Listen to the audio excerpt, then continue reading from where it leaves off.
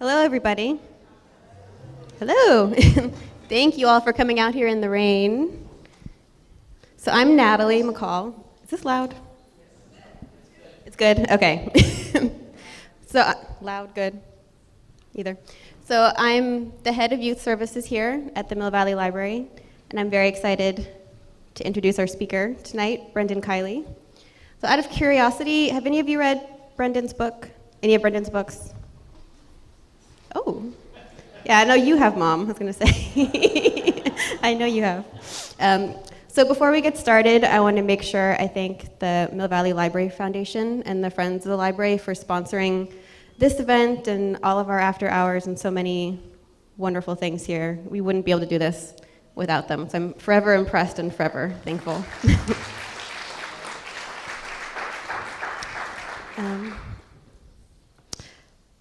So I've had many conversations about conversations in the past year or so. Some story will blast into all of our lives: an election, a march, a shooting, a fire, a fraud. And we start to talk about talking about it. Say things like, we need to talk about racism and misogyny and xenophobia and climate change and privilege. Yes. And we'll start talking about all of those things. We'll do some venting and bloodletting, telling our friends and family members the things we've experienced and the things we worry about. We do some listening, but then something happens. We run out of steam, or get burnt out, or some other event happens that pulls our worry somewhere else. And sometimes we get distracted by good news and happiness. And also it's scary talking about things like this. We're scared of saying the wrong thing to the wrong person at the wrong time and being judged. And we're scared of hearing the wrong thing. Got a light show. The words that could make us irreparably angry at the people we care about. So I'm going to let Brendan introduce himself, but I want to tell all of you that I asked him to come here tonight because I've read his books and I've heard him speak, and he's very good at talking about difficult topics. And myself, I've used him as a model about how to do that, how to be compassionate and civil and open and non-judgmental. So I'm hoping he'll do that for all of you. And I know I'm like setting you up, you have to be amazing now, but I have faith, so it's fine. And I hope those of you who haven't read his books will rush to do that when this is over. And so, welcome Brendan Kiely. Oh, sorry, one other thing. So Brendan, I just got to interview him for our podcast, the 8 Books That Made Me today, and it was very fun and amazing, so I'm excited for all of you to hear that once we get it edited and posted, so keep an eye out on our website for that. Awesome, thank you. Thank you. Thank you, Natalie, and thank you everyone involved who are part of the big team to invite me here. I thank you very much, and thank you to all of you who are here tonight. To echo what Natalie was saying before too, about coming out in the rain and whatnot, appreciate it. I'm glad to be invited to speak about difficult topics, as Natalie was saying. And the way that I like to do that is I like to sort of introduce you all to me, where I'm from, how I grew up, some of the stories that I think about often when I'm reflecting on how I grew up and how they inform the novels that I write. And my most recent one, Tradition, which is why I'm here, is a novel that fits right in with the Me Too movement. It's a novel that's set at a boarding school in New England. It's a novel, it's dual narration. It's one young woman. Am I too loud? Okay, sorry.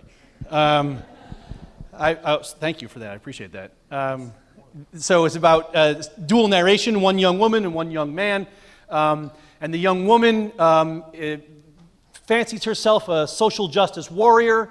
She's courageous, she's smart, she's looking ahead towards college, and she's very aware of the kinds of traditions that are in the school, dangerous traditions not unlike many of the traditions that exist at the boarding schools where I did my research. And she thinks that will never happen to me. And then she is assaulted by her ex-boyfriend.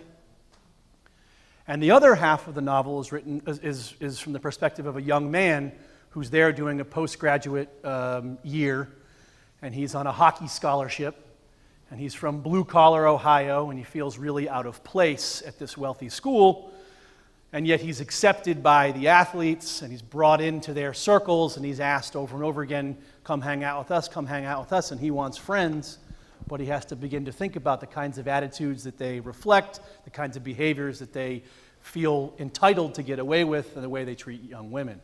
That's the setup for the book, and I'm giving you that background because I'm going to walk us back to that through telling you a couple of stories from my own growing up, and how tradition, a novel, my most recent novel, I think is also linked to some of my previous work. I co-wrote a book with Jason Reynolds, and that book is called All American Boys. And Jason Reynolds is a black man from Washington, D.C., and Brendan Kiely is a white man from Boston. And together we co-wrote a novel about systemic racism in law enforcement and the violence that manifests from that systemic racism in communities of color and upon communities of color or people of color. And I think these stories are linked. So let me just step it back a little bit, because all of this begins years ago when I sat down to write my first novel, The Gospel of Winter. Oh, thanks! That is maybe the first time anyone wooed The Gospel of Winter. I'm very excited. No, I appreciate it so much. But this is telling, I think, this light show, because as I about to get into this book, I grew up in Boston, Massachusetts. I grew up going to Catholic school. I have come from a big Irish Catholic family. Lots and lots of Catholics around me as I was growing up, and I was profoundly disturbed when on January 6th of 2002, the Boston Globe broke the news story of the big scandal of abuse in the Catholic Church. Some of you may have seen the movie Spotlight, for example. Maybe you're under a spotlight right now. But that news story really hit home in my community. That's where I grew up, right? And I wanted to write about what does it mean for young people in particular to have their world rocked in this way. The institution that taught me, in many ways, my definition of love seemed to me to be corrupt and to have corrupted the very word love. And I wanted to write about what does it mean if young people could maybe rebuild their own definition of love, not unlike Francis of Assisi rebuilding the church, right? Pope Francis, I applaud his marketing move to choose that name, but I think it's wise to think about rebuilding a community with love. But I was nervous to publish this book. I was very nervous. And I didn't know what people were going to say. I didn't know what my family was going to say. And so the second smartest thing that I've ever done, the first was asking my wife to marry me, because she said yes. Yes! So lucky. The second smartest thing that I ever did was send an advanced reader's copy of The Gospel of Winter to the matriarch of the Kiely clan, Grandma Jane, or in our family, Saint Jane. And I sent her the copy, the early copy, and I was really nervous. Oh my gosh, what is she going to say? What's Grandma going to say? Is she going to say, "You're disowned"? No, she did not say that. She sent me a note.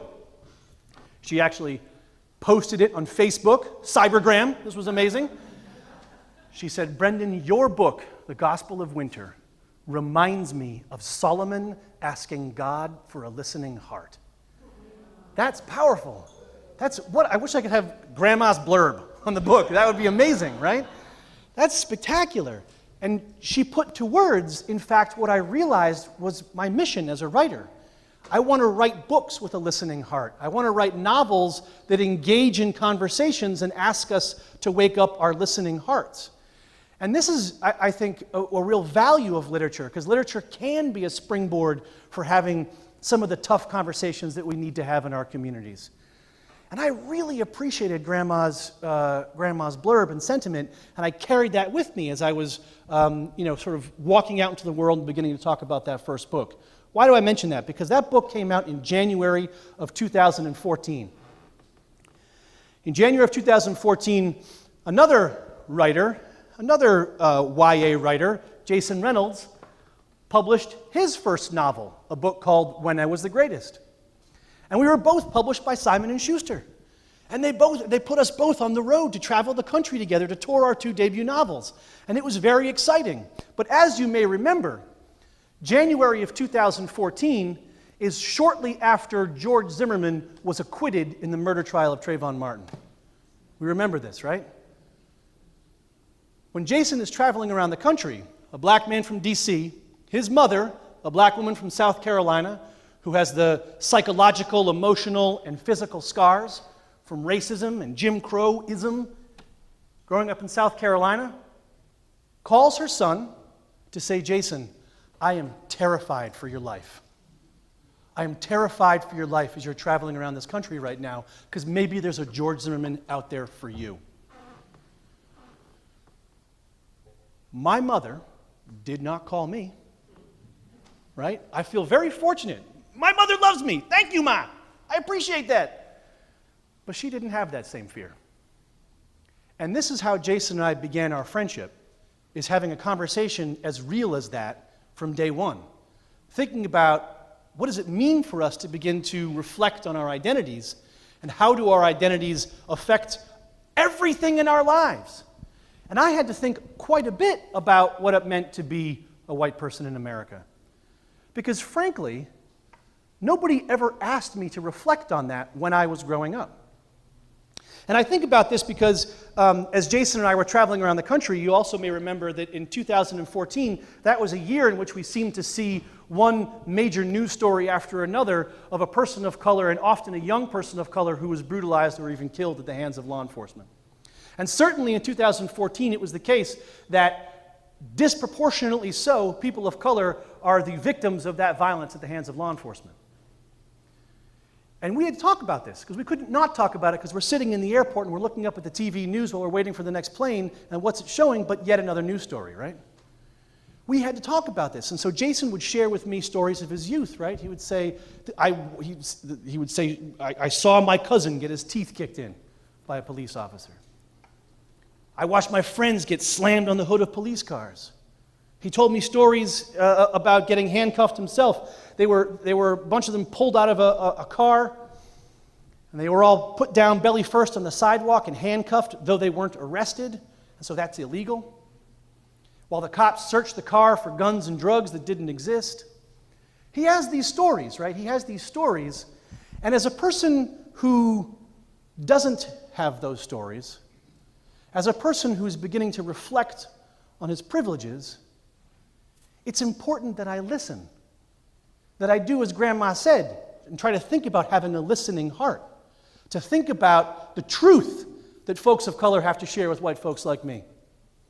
And I think about that because as Jason and I were talking about our own growing up experiences, he asked me, hey, Brendan, what about you? Do you have any stories about run-ins with the police?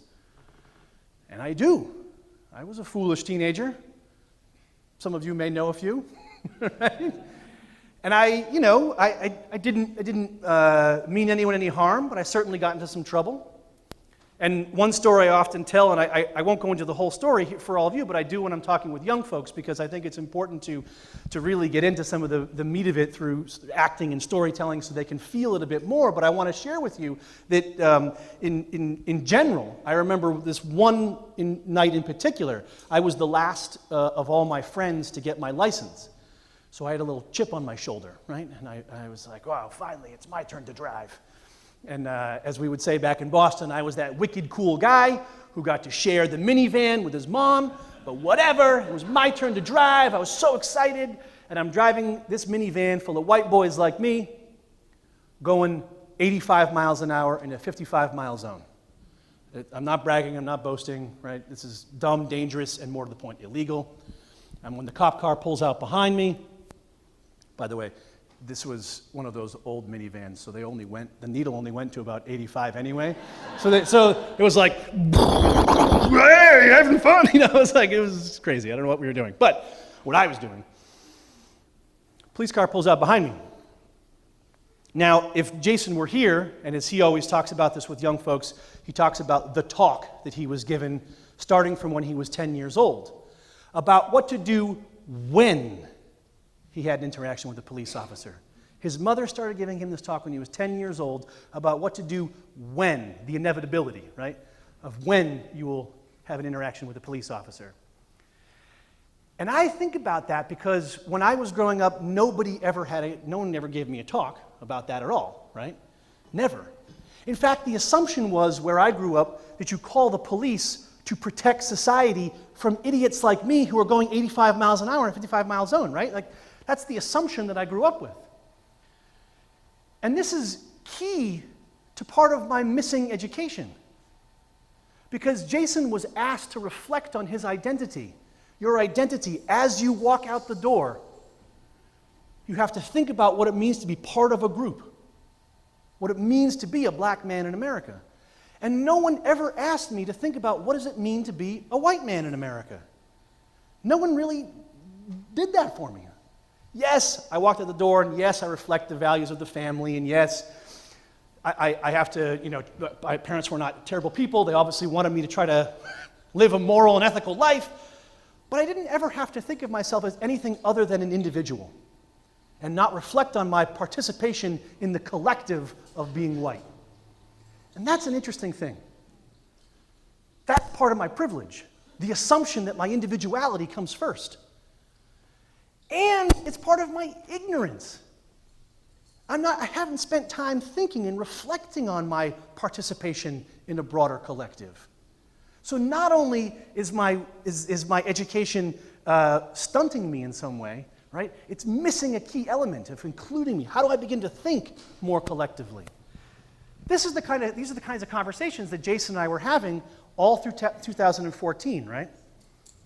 When that police car pulled out behind me, I was nervous, but I wasn't scared for my life, right? I was nervous. Of course I was nervous. Everyone's nervous when you are caught doing something you know is wrong, right? But I wasn't scared for my life. If Jason were here right now, he would tell you about an incident just a month ago where he and his older brother got pulled over, and Jason had his hands on the wheel and his arms were shaking because all he could think about in that moment was, oh my God, is this my last breath? I can't pretend to know that experience, but I sure as heck can listen to it when someone explains to me, this is my reality.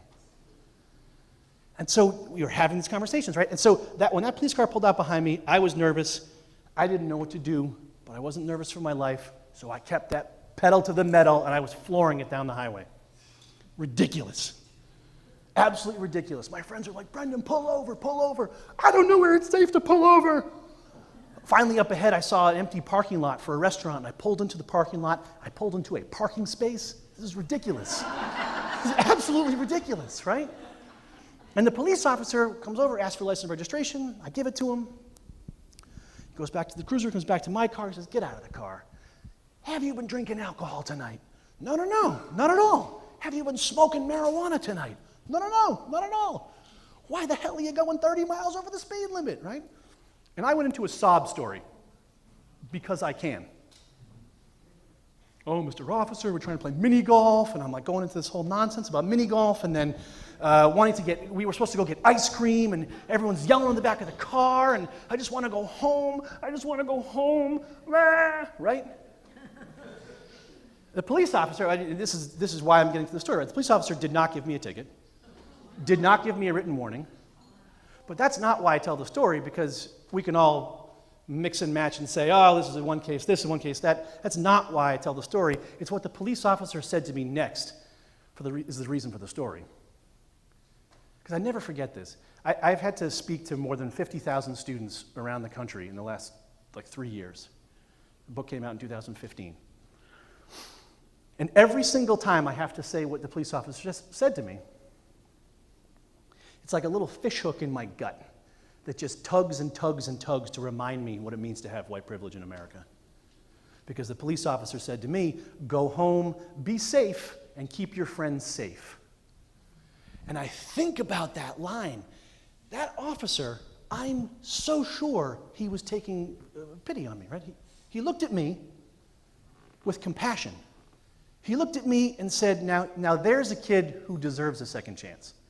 This is probably a good kid who made a mistake, and we're going to let him go so he doesn't make this mistake again.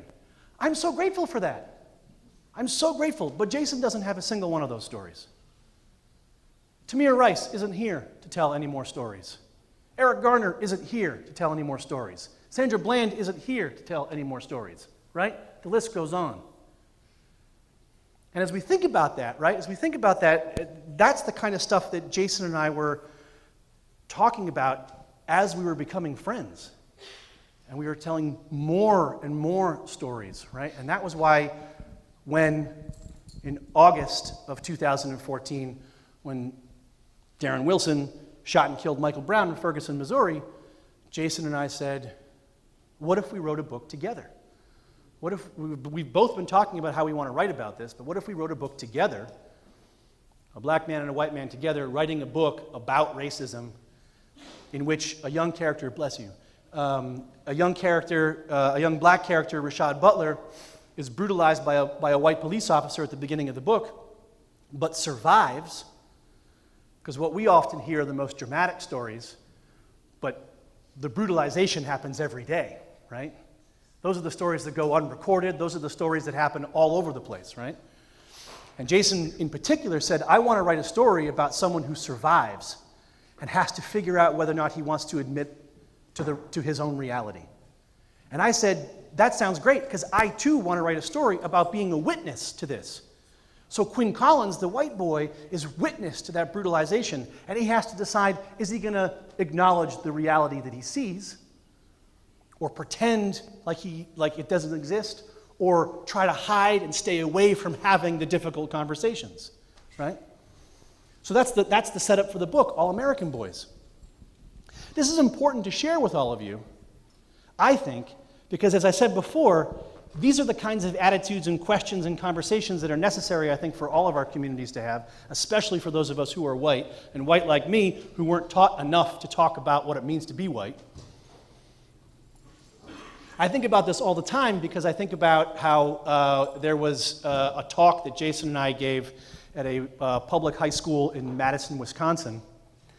And at the end of the talk, often what happens is students of color will go talk to Jason, and a couple of white kids will come talk to me. And that makes sense. There's something that Jason and those students can have in a conversation that I just can't have, right? And that makes so much sense to me. I'm so glad when we're able to do these things. But I was shocked at this particular time because as the auditorium cleared out and I found myself in conversation, the student I was in conversation with was an admitted white supremacist. And in that moment, and I'll never forget this, in that moment she pointed at me and she said, "You're not white. You're not white on the inside." And it was this terrifying moment. And she was distancing herself from me. And I was saying to myself, first of all, what the heck are the gun laws here? Because I'm terrified. And for me, but also for all the students of color in the school. But B, right, I had to begin to think about this. I was distancing myself from her. I'm not like one of those white people. And yet, I think about this because when Jason and I walked into a bank in Washington, D.C. one time, and Jason was there to do business, it was his bank, the bank where he does business, and he was there to do a big transaction, a really big transaction. And so the teller that he explained this to said, "Pardon me, I have to go get the manager, right, and to do this work with you." And the manager, a white man like myself, walks into the lobby, walks right past Jason, sticks his hand out to me, right? That white supremacist, that girl, and I, when seen through eyes all around this country, will often be seen the same. No matter how much she wants to distance herself from me, no matter how much I want to distance myself from her, when we walk into a room, we are afforded the same privileges. This is something that I have to think about pretty carefully as a white person. As much as I want to say, oh, it's those crazy neo-Nazis. No, I'm part of a collective, and I have to start taking some accountability for that collective. That's part of the story of All American Boys, which leads me to tradition. Because in tradition, as Jason and I were traveling the country, we wrote and published All American Boys in a kind of tornado. We essentially wrote our first draft of the novel in 6 weeks, which is unbelievable. But that's also just me doing everything I can to keep pace with Jason, because he's one of the fastest writers ever. Wait up! But it was tremendous, right? It was tremendous. And then the book was actually even published within the same year. Simon & Schuster got behind it, and to their credit, recognized this was a book they had to get out as fast as possible. So our first words from that book were written essentially in January of 2015, and the book was on bookshelves at the end of August of 2015. It was wild, right? It was a wild, wild, wild time. And I'll talk about that more if you have questions about it. But as we're traveling the country and as we're having these conversations about race, I'm beginning to think to myself, man, I have a lot of other holes in my education growing up. And one of them is to begin to think about how I'm a part of another collective. How was I raised to be a man in America? And I actually think about it in many of the same ways that I was just describing race. It's important for me, I think, to begin to reflect on this, and it's important for me to think about it from a perspective of not distancing myself from all the other men, those bad guys over there, but rather, what does it mean to be part of a collective, and how can I be more accountable to the behaviors of this entire collective? I think about this because my wife and I live in an apartment in New York City, and the closest subway station, the 1 train, is it's the train that Jessie grew up on. She grew up in New York City, so it's always been her train. And but as we leave the apartment, to get to that subway station, we have to pass by 3 construction sites. And you can imagine that when we walk by, we have very different experiences, right? Jessie gets catcalls, she gets the hoots and the hollers, she gets an invasion of privacy. She gets people's voices in her head, just walking out the door. And I don't get that, right? Often when I'm telling acting out some of this stuff around with some of the kids, they laugh. And I say, of course, it is kind of funny. Of course, no one's calling after Brendan or whatever, until it really is not funny. My grandmother, St. Jane, who I told you about before, who reminds me every time I think of her to try to think about what it means to have that listening heart, right? Told me a story one time about her first job. My grandmother graduated #1 in her class in high school. Yay, Grandma! That's amazing! But unfortunately, she was not able to walk across the graduation stage because her father left the family, abandoned them, and she had to go out and get a job to help feed her younger siblings. So she got a job at a doctor's office. And one of the women who worked in the office said, "Hey, Jane, if this doctor says, 'Come with me to a conference,' do not go. Whatever you do, do not go." And as my grandmother shared that story with me, she said all she could think about were all the women who had worked in that office before her who had not been warned. And I believe, in the same ways that I was talking about race and beginning to reflect on privilege, I have to think a lot about my privilege as a man and what kind of culture am I promoting, ignoring, or allowing to pass by me, or directly participating in as a man, to get from those jokes in the halls at a school, to get to the catcalls outside of the construction site, to get to that doctor in the office. Because the doctor doesn't emerge like Athena from Zeus's skull. The doctor emerges from culture, and I'm a part of that culture. I think about this because when I was in 9th grade, I went to an all-boys Catholic high school, and there was a guidance counselor who was there to sort of come into classes and teach us study skills. And he came to class one time, and he said, "Yeah, I'm an expert. families hire me. They tell me they bring me to the house, and I observe their sons, and I give them tips on how their sons can study better. And he went into a story about one family in particular, and how he went off to the bedroom with the son to go do the homework or whatever, and the son wasn't doing homework. He was staring out the window and watching the girls' cross-country team run by. Now, we can debate about, what it means to say boys will be boys. And we can debate, I think, to some degree, what it means to simply be exploring and trying to understand sexuality. But it's the way the guidance counselor told this story, by acting it out in caricature fashion about what it would be like to ogle women as they run by, that he did that in order to get us to laugh in the class, to buy trust, right? To say, like, I'm one of the guys with you, right? That kind of behavior didn't teach us better study habits. He taught us how to be misogynists. He taught us about objectifying women. And we laughed. And we thought it was great and funny and okay and normal. And it's no surprise then, right, that at that same school, when we're in the locker rooms and we're talking about what kind of party we're going to go to on the weekend, the kinds of jokes that we throw around that mimic his. It's no surprise that at the end of my 9th grade year, when we were all getting ready for the freshman-sophomore semi-formal and talking about, oh, who will we take, blah, blah, blah, one of my friends on the soccer field during gym class says, yeah, there are these 2 girls that want to go with me to the St. John's dance, and I just got to figure out which one of them is going to sleep with me. And that goal-oriented sense of like sex as this kind of thing that is like you accrue points like you would on a scoreboard is the kind of language that I grew up with, and I nodded along. That's the world I came from, right? Oh yeah, I hope you figure out which one. That's terrible. I'm ashamed of that, right? But that's what I was taught. Again, as much as I want to distance myself from all those bad men, I wasn't trying to figure out who was going to sleep with me, right? And yet, I sure as heck was nodding along when someone spoke like that.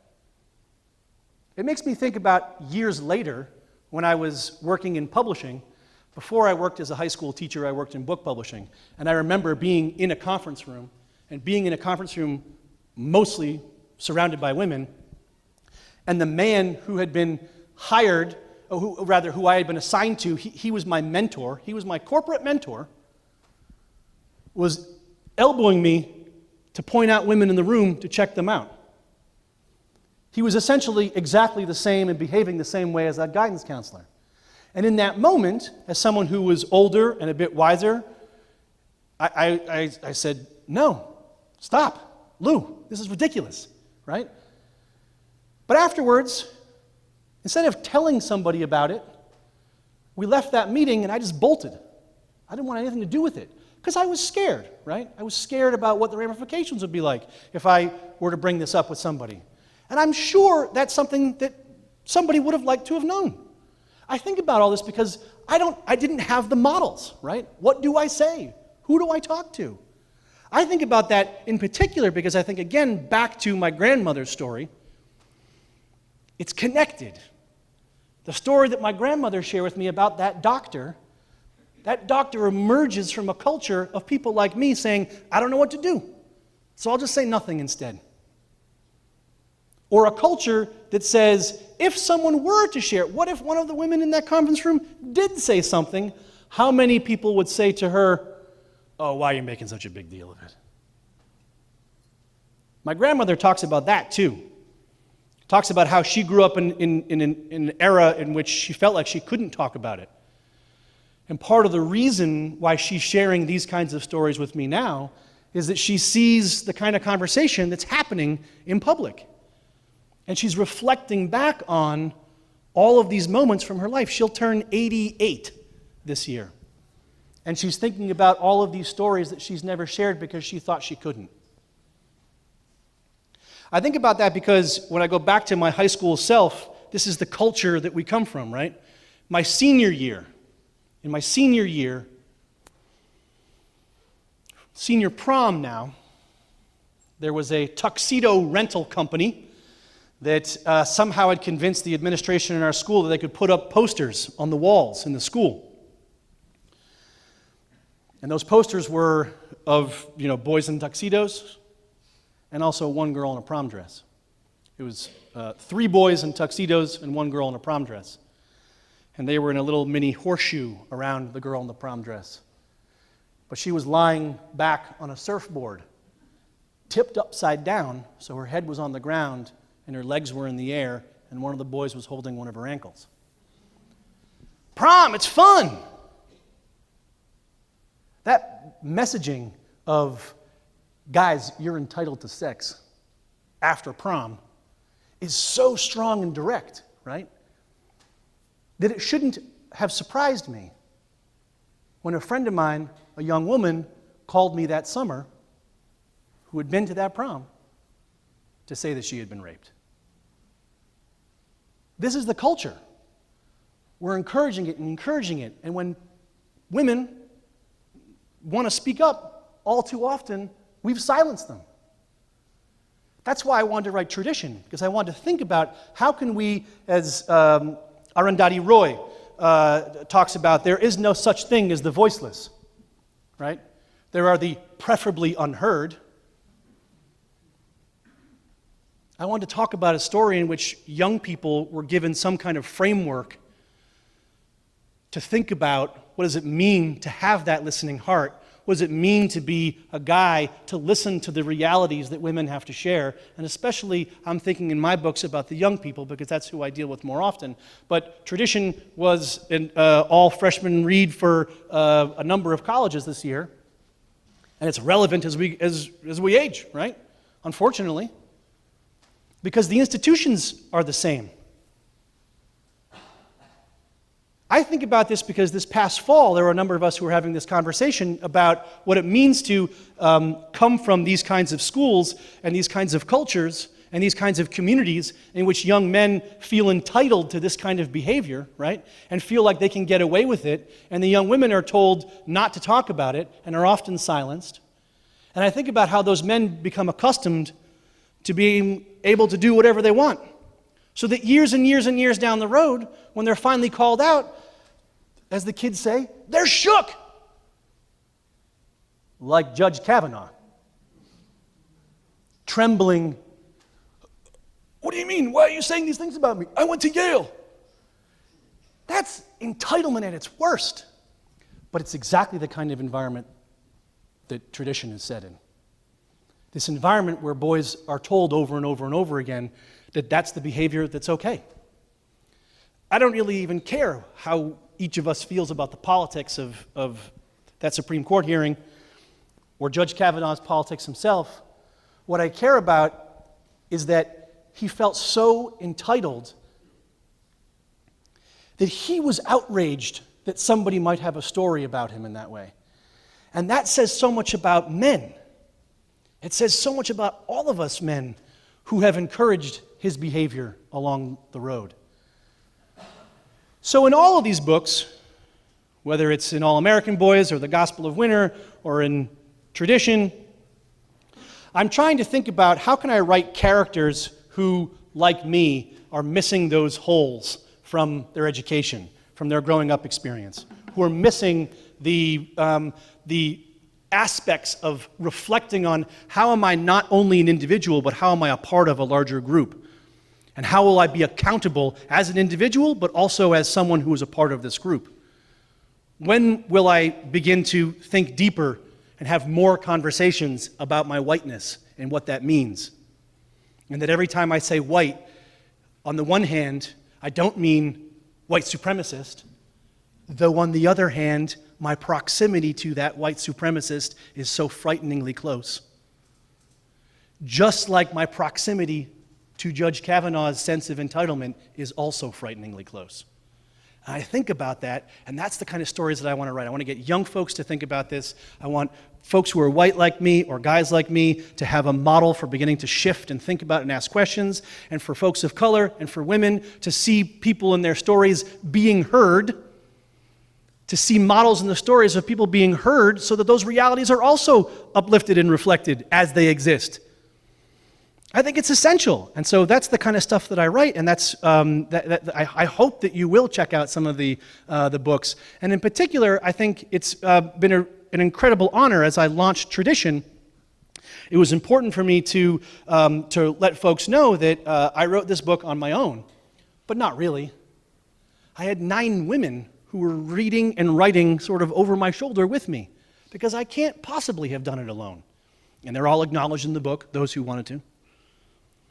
But the one that really, really, really gets me, and this is why I think this book is so important for right now, was a line. It's the first line of the book for Jules Devereaux. And she's talking about Fullbrook Academy, the school in the book. And she says, I once heard another girl put it like this: this is a boys' school, and they accept girls here too. At Fullbrook, they told us to be ready to take on the world, but then they told us to do it quietly. What if I wanted to be loud?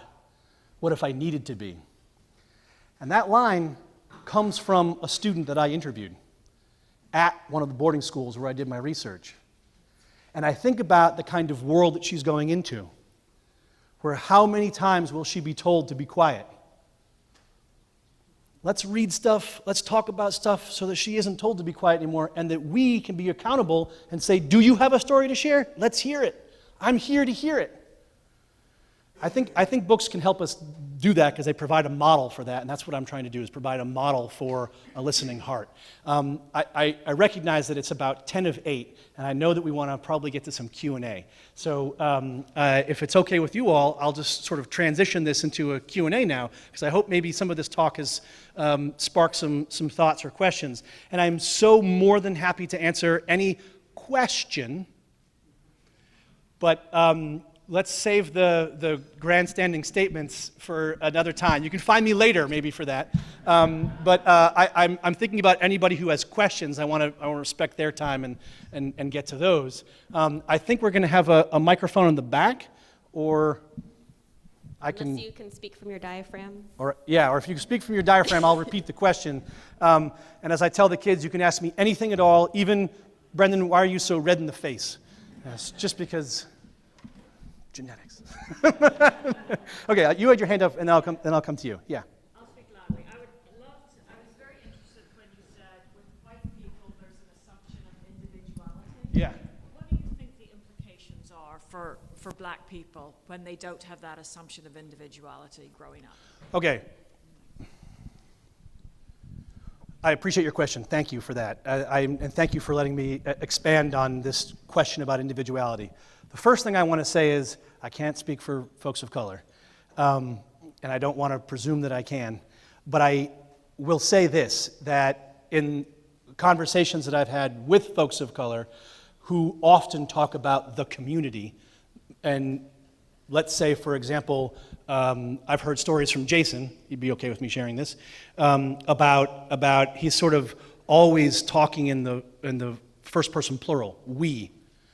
Whereas I so often talk in singular, I. And that shift in perspective is pretty profound. I'm not going to presume the psychology for folks of color, but I want to come back to thinking about what that means for me. And so for me, I think about how I have to, in some regard, do a better job holding two consciousnesses, right? That I have to do a good job thinking of myself as an individual, of course, but I have to equally think of myself as part of that collective. And the part that I'm struggling with the most these days are all those white folks I don't want to associate with, right? But we are us. And we have an enormous amount of reckoning to do for the violence that we have caused in this country, in my opinion. And I think the facts substantiate that. So that's the kind of duality that I think is essential for folks like me to get out of thinking in some regard, or to balance my individuality with that collective sensibility. And I feel like I'm learning. And I think that's part of why I hope to do, that more communities will have these conversations so that we can do a better job. When I worked as an educator, in New York City, we did quite a bit of professional development work around this.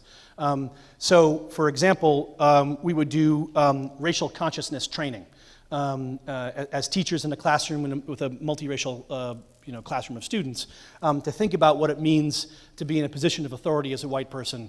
And often in my training, what would happen would be that I learned to go share some of my stories and questions with other white folks first, and to begin to hash out and form a kind of shared vocabulary around some of our questions about race and racism in the classroom, and do a lot of that work before approaching a person of color for some answers. And that's the kind of stuff, that's the kind of collective work that I think I'm not accustomed to. And I'm not accustomed to thinking from that sort of racial consciousness. Whereas what Jason would say if he were here is he walks in the room and he's going to eyeball the folks of color first. And that's just the way it is. He's going to make community with the folks of color in the room first, even with just a look. And that's not something that I know how to do. I'm trying to figure that out in a respectful way, right? Not in some way that seems, counterproductive. So I really appreciate your question. I think that's fundamental. There are you probably all, you come to library talks. I have high respect for you, but I imagine that you've probably read some of these other books as well, right? Like around white fragility and around what it means to raise a white child today. There are so many books out there now that didn't exist even 5 years ago, and that's the work that I think all of us white folks need to do, is read a lot of that and talk about it with each other. Talking about it with my family has been an interesting story for sure. All right, yeah, you had your hand. In your book tradition for the female character, you said that you had 9 Yeah. over your shoulder helping you out. So I'm curious, what was I'll repeat it. I'll repeat the question. No problem. I'll be louder too. No, I don't. Okay. So what was, in working with the women who helped you develop Jules, the Yeah. character, what was most challenging for you? What was surprising? What did you disagree with? Yeah. How did that change? How did it impact you really as a writer? Yeah, no, thank you for that question. So the question was, in my work writing Jules, the young woman who's one of the 2 narrators of tradition, I had mentioned that I had 9 women who were kind of reading over my shoulder and I was conversing with, and how did that affect me as a writer, and challenges and surprises, disagreements, right? Everybody wants to know about the disagreements. Yeah, no, I'm teasing because I think that's natural. There's so much. So I remember. Jessie, my wife, is also a writer. We met in graduate school in the novel workshop. It was so awesome. But it really was. It was like, boom, oh my God, I'm starstruck. This is amazing. But it's interesting speaking with her about this, and she was obviously one of the close readers. And it was so interesting, I think, thinking about small moments that just had never occurred to me. Small moments of, let's say, and this is really uncomfortable, but it's real, about male teachers and how their eyes work in the classroom with their students. That's awful to think about, but for Jessie and for a few of my cousins, it was just so normal for them. And that's something that I felt like really disturbed me, because that's just one moment. To think about how often that happens throughout the day is a different kind of experience. And what that does is, and this ties into your question too in some regard, again, I'm so used to it just being about me, but so many women in the room, and when I'm talking about tradition in the high schools, and I'm talking about the jokes in the hallways and whatnot, so many of the young women and the women in the room are nodding their heads, right, as a sort of collective experience. And I think about what that must be like to not just, I'm talking about it abstractly, but what it means to know that, to have that as your life, that's a challenge for me as a writer, but really I'm thinking about it from the perspective of a human being. And to think about, to try to be more conscious of that and try to think about how I can get men to have a conversation. This is why I'm looking at you, because I appreciate that sense of individual versus collective, so that guys can all be more conversant in that experience in some regard, and how what reality they're bringing to the table, or to the hallway, or to whatever it might be. So I thank you for your question, because I think about that a lot. As a writer, though, it's also, I think, our jobs to do everything we can to write with empathy. And so often that doesn't just mean in my first draft, though I'm doing my darndest to try to imagine my way into an experience. It's also empathy with regards to feedback. So it wasn't just that the women were telling me what to write. It was that I would write something, I would do the work first, and I would share it with them, and they would say, nope. or whatever it might be. Or maybe you could think, what if this happens in a scene instead? Or there's a scene in the book where there's this, where Jules is fed up with having to slide a tampon into her sleeve and sneak off to the bathroom. And I acknowledge this in the book, and I actually worked on a piece with the student where I got that idea from. And I asked her, I said, I'm working on this book, and here's the topic, and you mentioned in class this thing that you are really annoyed about, and you're sick of it, and you're like, why isn't this just normal? Like, this should be out on my desk with my pens and my highlighter. And I said, that's amazing. Can I incorporate that into the book? And then she became, because she was going off to college, as a college student, she became a reader, and then I could help her get published, so we could work with each other, right? It's not just like a writer who steals and whatnot, but to work together. I think that's really exciting. So thank you for that. I'll come back to you guys in 1 second. I'm just going to go to this side of the room, and because I've done a lot on that side, but yeah. If you were to be a listening heart to male vulnerability, what would that look like for you? If the question was if we could be if I could embody that listening heart while listening to male vulnerability, what would that look like? Yeah, no, that's a fantastic question. Two of my closest friends that are guys. One of them we went to high school together. He lives in Massachusetts. He's raising his family there. My other close guy friend I went to college with, we were roommates in college, and he lives in Chicago. And when we call each other, when we're hanging up the phone, we say, I love you. And it's something that I actually learned from many of my friends of color, who are men, who do that all the time, because they protect that vulnerable space with each other. And we've been thinking about this a lot, because I really appreciate your question. There was an article, I just saw a headline today about the strength of vulnerability. The vulnerability in and of itself is that we should think of it as a strength, because it means you have emotion. And emotion, we're social animals with emotions. We shouldn't hide them, and men in particular. I mean, I remember so many times, if you tripped on the ground when playing soccer. Soccer was one of my sports. It was like you just heard everyone's yelling, "Get up!" No one ever asked, "Are you okay?" And I think so I really appreciate that question. What does it look like? I mean, I think if you're really listening, it's going to be particular to the individual case, right?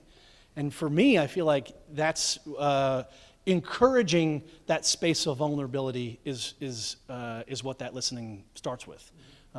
You can talk to me. I'm going crazy right now because my wife and I are having our first child, and it's okay to say this because we've said it in public before. We're having a boy for now. Who knows? But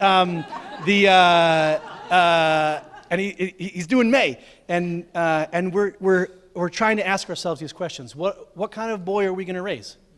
And we have to do a good job with that vulnerability. I really appreciate that. Yeah. I'm so impressed by your discussion, and I'm sitting here thinking about my younger daughter, the Leadership Institute, and Teach for America. Yeah. I was wondering if she helped with that huge project of doing the online resources, that they did. It's like 7 years ago, I think. Wow, I'm not familiar with it, but Well, it's an amazing program, and I was wondering, are you affiliated with it at all? Because I wanted to send her your information to speak to, because it means it's all of the yeah. American teachers, all the programs are accessing from the cloud these online resources, and I want them to be able to access you. Thanks, I appreciate that. I'll give you my card. Yeah, absolutely. So I'll just skip that. About Teach for America, and we're exchanging cards. Great, I appreciate that. Thank you. That's awesome. I would love to do that, and that's very generous of you. Thank you. It was Teach for America. Leadership Institute has a list of online resources, and Right, in the cloud, excuse me, you're right, and they pull it all down from the cloud, and you know about this way more than I do, but I'm grateful, and the point is I would love to engage with them, so yes, thank you very much. Okay, yeah, right here, and then I'll come back to you, and then I'll go to you. Oh, no problem.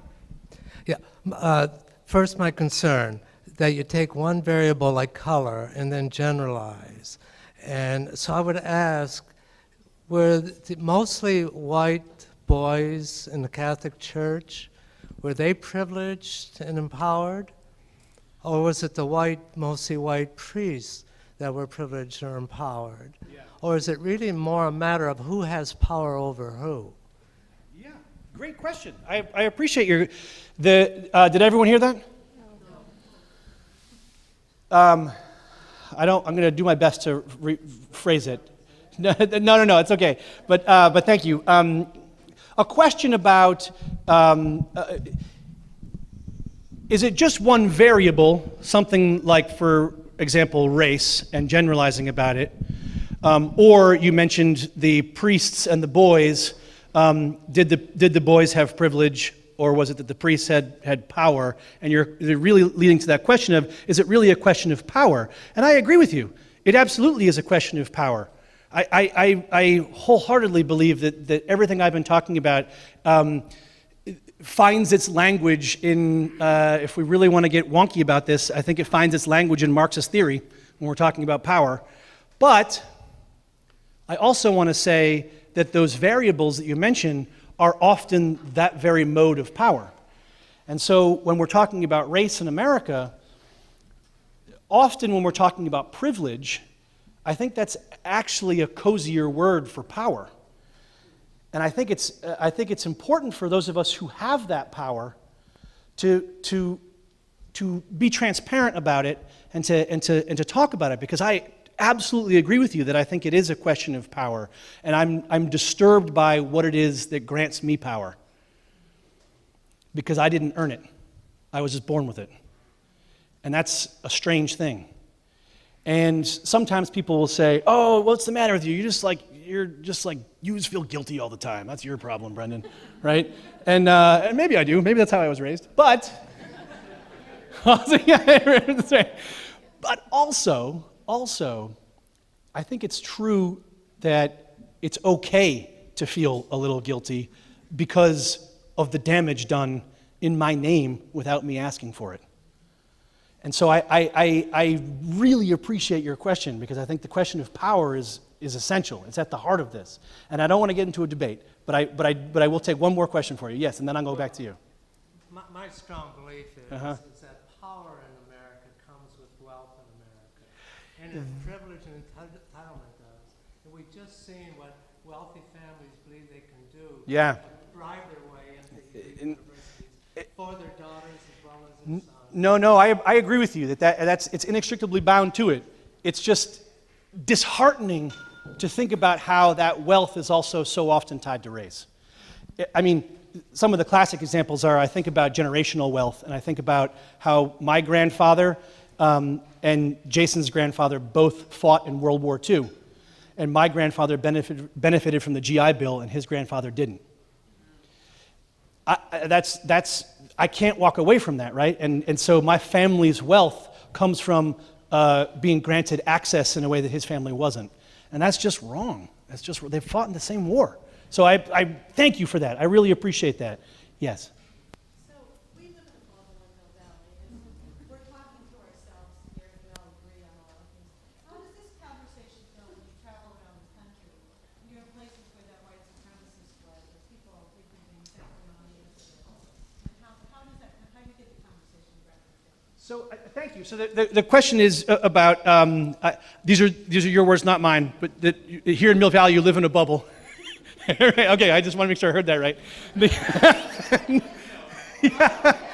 No, I'm teasing, but and then the question about, like, how does it go when it's different if I'm traveling somewhere else, like where there might be a large cohort of white supremacists in the room or something like that. Though, by the way, I make no assumptions no matter where I am. And I have to say, I appreciate what you're getting at about the differences in different communities, because the differences are real. I posted something recently on Facebook that was about spending a significant amount of time this year in rural Ohio and Kentucky and Indiana, which has a very different feel. And the degree of pushback is very vocal and very, apparent. And I understand that. I mean, I'm standing with a microphone and I'm shouting out things that make some people uncomfortable, and I recognize the setup. And so I'm not going to run away from that. But I would also encourage the folks in this community to, again, it may be a bubble, but even within a bubble, there are probably things to address. And I would be willing to bet that, as we heard from the introduction often people want to start a conversation, but then they quickly lose patience or energy, or sometimes they get to the point in the conversation where it starts to feel uncomfortable, and then they're like, well, I'm glad we had that conversation, right? And I understand that, because that's how I was taught in a sense, right?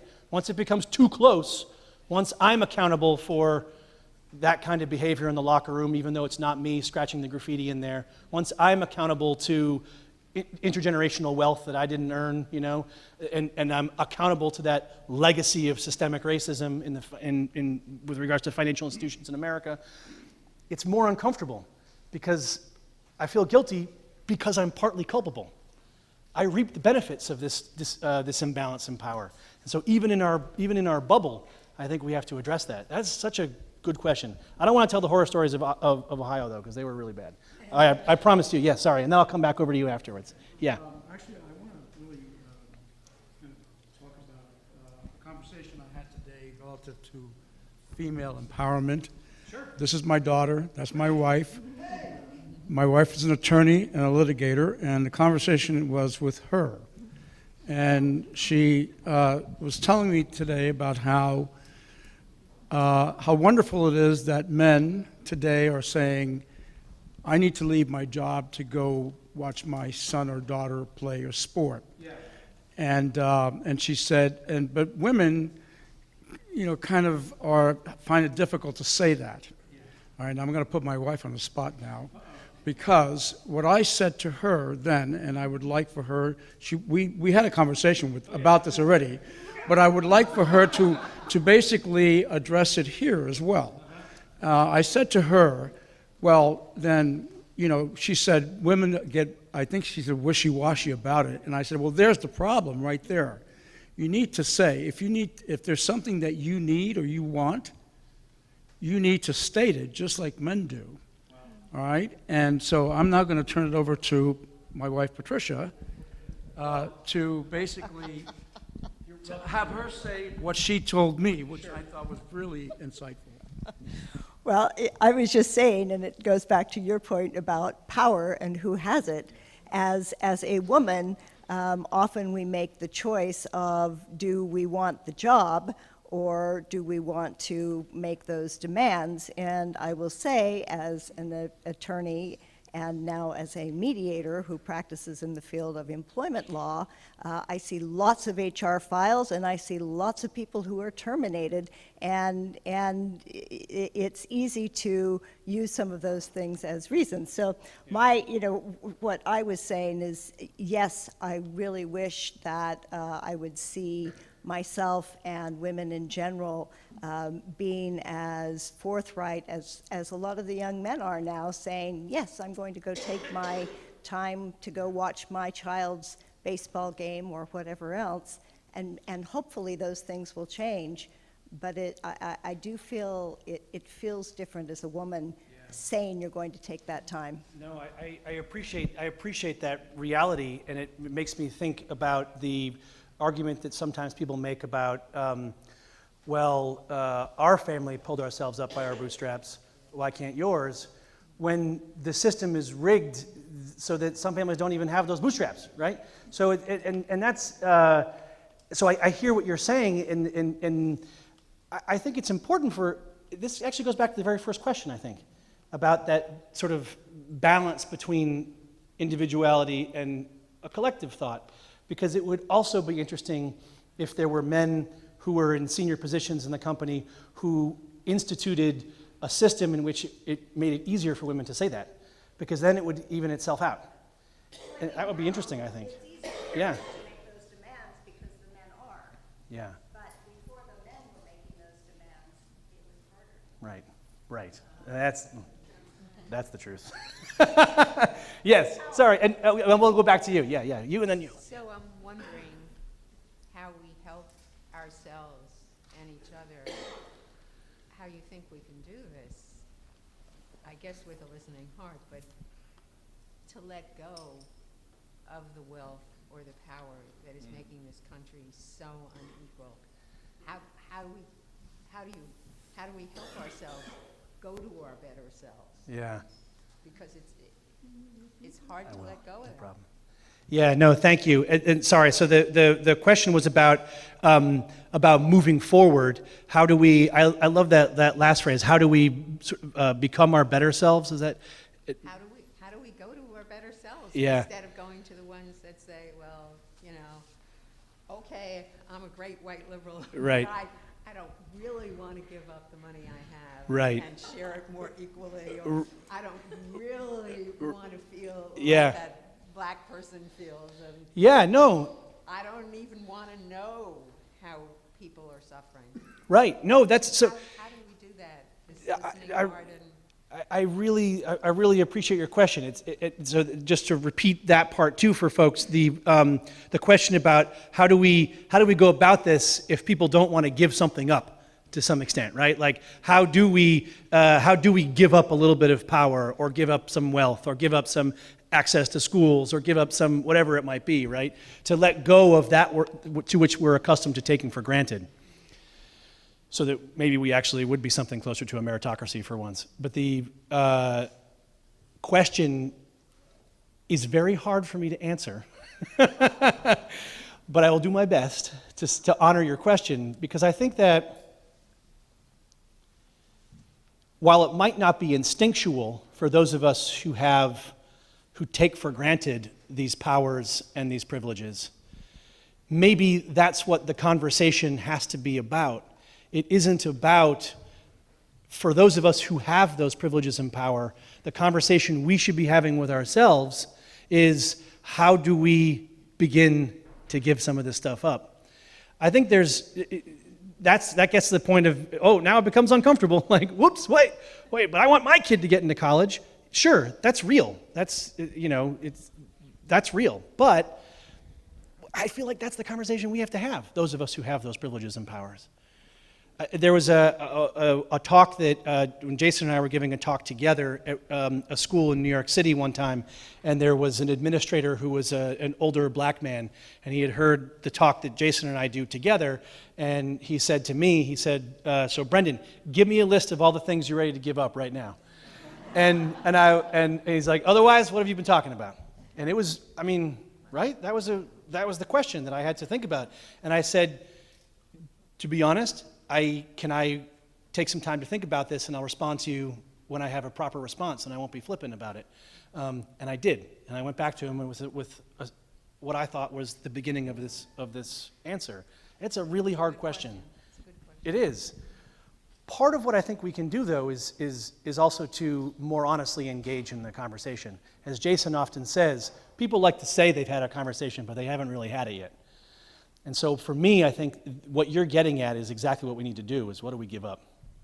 That is solid. I'm not going to go down the whole list right now, but I did talk about colleges for sure. Absolutely. But yes, you had a question. So we talk a lot about white privilege, and I think of it more as a class in the scientific sense. I think it's very natural for humans to think of themselves as either I'm like this individual because he or she is a parent, or because they're tall, or because they're white, or because they're a female. Why do you think the conversation today is about white privilege as opposed to just classification, social class privilege? So why do you think such a distinction regarding race in as much as it isn't social class or parent or whatever else it is? So the question for those who couldn't hear is, sorry to try to paraphrase a little bit, but that you're talking about from a kind of like sociobiological kind of understanding maybe about like how we classify in groups of similarities, and so why the emphasis on white privilege as opposed to some other class. I think it's often been my experience that the people who are asking for that shift in the conversation are generally white. Not always, but I think that more often in my experience, this is not scientific, it's just my experience. And that in and of itself makes me think a little bit about why does it make me feel so uncomfortable for all this conversation about whiteness right now. I think that it would be disingenuous of us to not look back at American history and not think about how race has been woven into the fabric of our country's DNA from day one. It would be hard for me to think about how not to talk about race in a country that had slavery so recently. It's like not talking about race with regards to South Africa. You have to talk about race. It's a part of the story, I believe. And so I appreciate your question because I also agree with you that I think we do classify in all those ways. But what I'm so mad about is that I feel born into a system that I haven't been taught enough about how that whiteness is really the fabric of power in the country. I mean, there's so much written about this, right? There's so much written about, you could read, I would recommend Stamped from the Beginning by Ibram Kendi. That book won the National Book Award for Nonfiction in 2016, I believe it was, and it is an essential piece of reading to understand how race is woven into the fabric of our history. Or Nell Pinter's The History of White People, which actually starts way back in ancient Greece, and it talks a bit about how people classify and how Greeks began, it would, even in the sort of ancient Greek sensibility, this thinking of it's us and all the barbarians, right? And how that influenced art, and how that art influenced a sense of beauty. And it's a profound book. And Nell Pinter, who teaches at Princeton, has also started the Whiteness Institute to help us build the vocabulary to have this conversation that we have a hard time having. I totally appreciate your question, though, because I think if we can get to a point where we can step aside and not talk about the whiteness, then we're making some progress. But for my friends of color, that is next to impossible, because race is so, the reason that Jason is shaking in his car seat when he's pulled over by a police officer has everything to do with race. The reason that I am not also has everything to do with race. And what's even weirder is that there's no such race as white. It's a construction. And we bought into it. My Irish family became white, and we lost our Irishness. That is bonkers, but it gave us access. It gave us the access that, for example, the GI Bill could provide my white grandfather as opposed to my Irish grandfather, and didn't provide for Jason Reynolds' grandfather. Another piece that everyone could read about this too is Ta-Nehisi Coates' article that was published in The Atlantic 4 years ago about the case for reparations. It's essential for this conversation. So thank you for that, because I think it's really, really, really, I wish we didn't have to talk about whiteness, but I feel like we haven't ever talked about it enough, which goes back to the giving up, right? We got to give up some of our comfortability and have a real conversation about whiteness, in my opinion. By the way, also talking about power, I'm the person with the microphone, so I recognize that it's a weird dichotomy. I would never run a classroom like this, where it's like, you have a question? Now I'll respond and walk away. That's not cool. It's not a good way to have a conversation, but I'm leaving you all with this opportunity to have it amongst yourselves here. Did you have a question? Did I miss? No. No, okay. Well, I wanted to mention something. I attended at a book passages, a panel. Did anyone attend a panel for passages on racism recently? Book Passages panel on racism. Anyone attended? Okay. So I discussed it with my daughter, the daughter who did Teach America, okay, afterwards. And I said to my daughter, I said, you know, honey, I always thought that I was very well educated in terms of, you know, obeying new concepts and racism, etc. But I realized that I'm really not. And Yeah. I said, this panel was quite amazing to me. And I said to her, I said, I realize now that I wasn't as sensitive as I thought I was in my speech. Yes. I gave her an example of mentioning, this was years ago, I said, Aliana, you're as dark as Shanisa is. And Shanisa's her friend who's half black, half white. Uh-huh. And I said, wow, isn't that something? And they both laughed. And then in that discussion, I realized it was wrong to say it. So I was trying to say, so I said to my daughter, what can we do? How can we learn not to be so insensitive? Because we don't need to be insensitive. That's yes. So the question about how do we learn? So I'm sorry to paraphrase it down, but a question about how do we learn to be more sensitive so that we can actually have a conversation instead of being insensitive and causing harm without knowing it. Yeah, no, of course. And this actually I think is connected to your question about what we have to give up, and I believe this. I have to get over the fact that I'm going to say something inappropriate sometimes. I have to get over that, because if that's what's stopping me from engaging, all I'm really protecting is my pride. And that's not okay, right? That doesn't benefit the people that I'm supposedly saying I'm interested in having a conversation with about injustice in our communities. So for me to say something, now look, obviously we don't want to say things that hurt people's feelings, right? And I'm not suggesting we just go say anything we want, right? Like, no. But we're going to make mistakes. I make mistakes all the time. I made a mistake, a big one, when I was speaking in front of the entire first-year class at Aquinas College in Grand Rapids. When I was talking in a talk like this, and it was even more solely focused on tradition, because they had all read it. And I was speaking about my Catholic background. I heard a few nods or laughs earlier when I was talking about guilt over here. But I made a comment about something in the Bible that was relevant to tradition, because tradition is it's a series of allusions to Paradise Lost.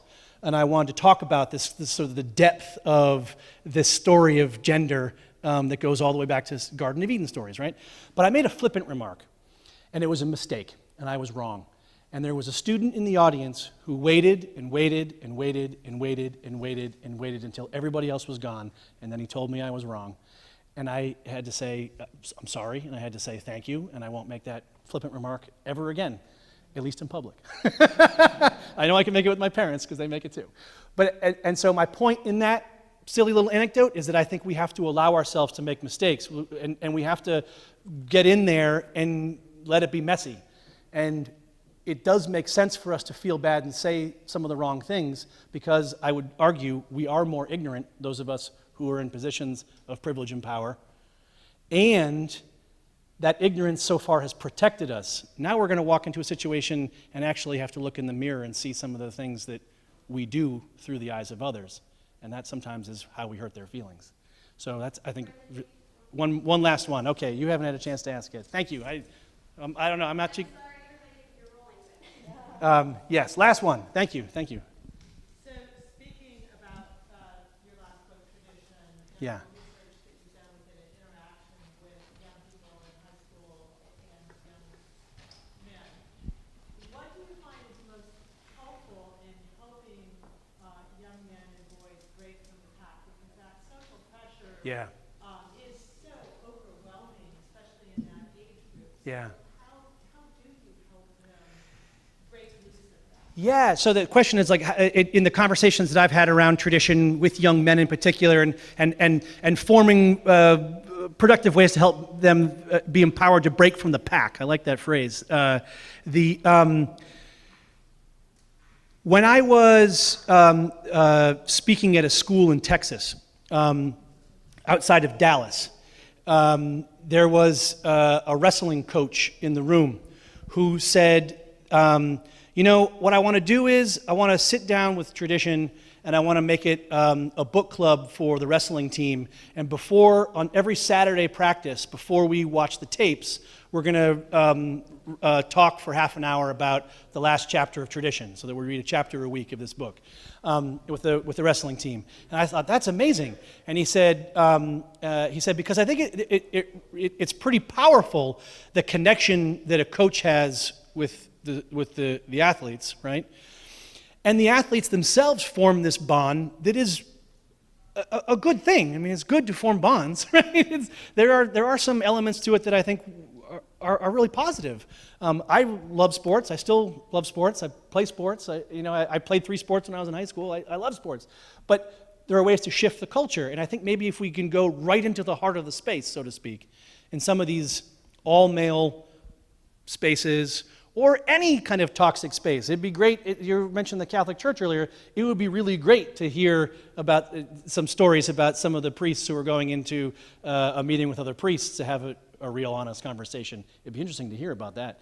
It'd be interesting, I think, because we can shift culture. That's what I've been getting at this whole talk, right, is how can we shift culture? That's what the books are trying to do, but I think if we can have book clubs, if we can empower a few ambassadors in some of these spaces to be leaders, I think change happens. That's how I've always learned from people. We tore down those posters of the boys in tuxedos in the school. Great, yes, great, but I can't pretend that I was the leader, right? Somebody else had to have the courage to step up and remind the rest of us that we had to do something. Because if we didn't do something, we were part of the problem. And I believe that there are ways for this, right? I believe that there can be shifts in the workplace when you empower the right ambassadors to do some of that work in those spaces of power.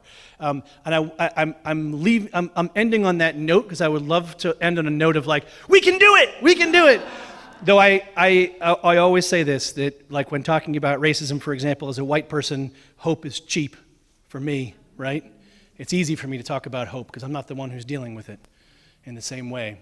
And I recognize that too when we're talking about the issues with regards to tradition. So thank you. Thank you, thank you, thank you. Thank you. So speaking of book clubs, as a segue, Monday night at 7 p.m., we're having a book club talking about tradition. So if you want to continue this conversation, even if you don't have a chance to read it in a couple of days, I would suggest coming here for that. And I want to I think you can tell by listening to Brendan how amazing of a writer he is. You can tell just by listening to him speak. So I want to to all of the adults in the room, most of you guys now, maybe all of you, I think the one team had to go. I want to make a pitch for adults reading teen literature. I went to Columbia, I studied literature, and it's part of my job to read teen literature, but there's so much good writing happening, like Brendan's and so many others. And it helps you have those conversations with your kids or your grandkids, like the teens that you know. So, and even just like for fun, just to break out of, what you're reading, just to experiment a little bit. And, I'm always here for other book suggestions, but it's my pitch to all of you is to read some teen literature. That's awesome.